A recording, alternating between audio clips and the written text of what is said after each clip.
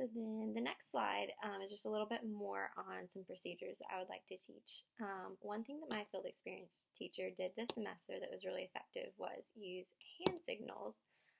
So you can kind of see examples right here on the PowerPoint, but basically their class just had different hand signals to signify just common things that students might raise their hands to ask for. So, like to go to the bathroom or to get a drink of water, things like that. And so they had hand signals for each of these things. So maybe students will raise their hand in the air with this hand signal, and that means they have to go to the bathroom. And so then the teacher can easily either, nod their head and tell the student to go or tell them to wait without having to stop instruction, ask them what they want, give them a yes or no answer. So it really minimized interruptions and worked really well in this classroom. And then also, I just want to touch on transitions a little bit. I plan on giving students about a 2-minute warning before we change activities, just so they know to start wrapping up, and then to put on a transition song.